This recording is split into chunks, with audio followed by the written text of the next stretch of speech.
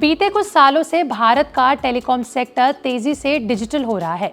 2G से 3G, फिर 4G से अब 5G कनेक्शन में कई टेलीकॉम कंपनियों ने अपने कदम मजबूत किए हैं।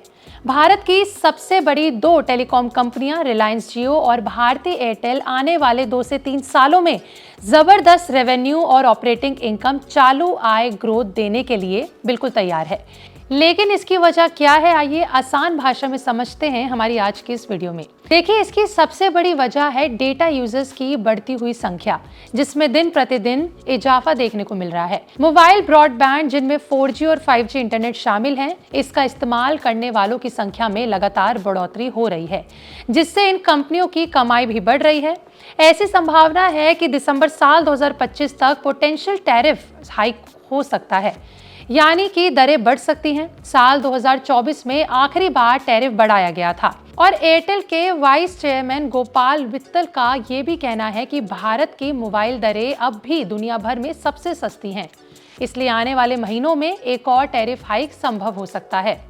अब इससे कमाई और मुनाफे में तेजी आ सकती है। चलिए अब जानते हैं कि होम ब्रॉडबैंड और फिक्स्ड वायरलेस एक्सेस यानी कि FWA के विस्तार के बारे में डिटेल से।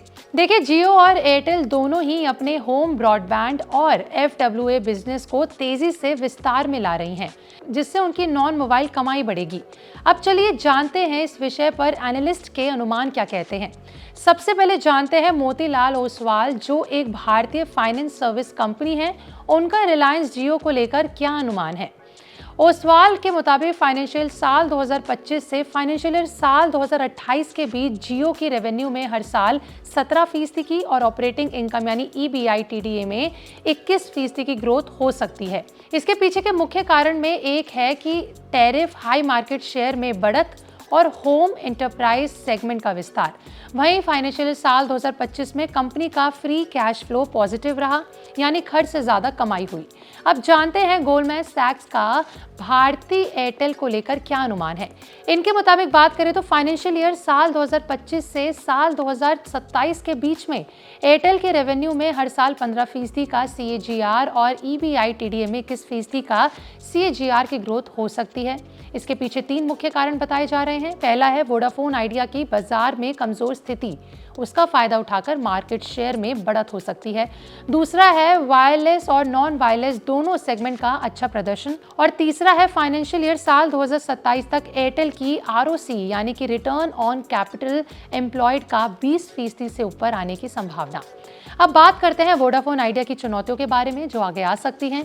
तो देखिए, वोडाफोन आइडिया ने 50,000 से लेकर 55,000 करोड़ तक खर्च करने का प्लान बनाया है, लेकिन 25,000 करोड़ रुपए के करीब के बैंक लोन को अभी तक मंजूरी नहीं मिली है। अगर ये निवेश नहीं हुआ तो वोडाफोन आइडिया और पीछे छूट जाएगा, जिससे जियो और एयरटेल को और भी फायदा हो सकता है। मतलब जब वोडाफोन आइडिया का केपेक्स यानी कि इंफ्रास्ट्रक्चर पर खर्च नहीं बढ़ पाता है, तब तक जियो और एयरटेल को बाजार में आगे निकलने का मौका मिलेगा और जियो और एयरटेल की तुलना 5G की कनेक्टिविटी में भी ज्यादा आंकड़ों में हो रही है।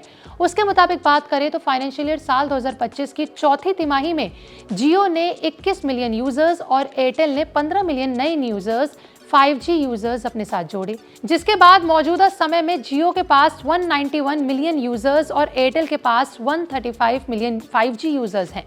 भारत का टेलीकॉम सेक्टर तेजी से डिजिटल हो रहा है। जियो और एयरटेल की स्मार्ट रणनीतियां, टेक्नोलॉजी इन्वेस्टमेंट और टैरिफ हाइक की वजह से आने वाले वर्षों में इनकी कमाई और मुनाफा तेजी से बढ़ने की उम्मीद है।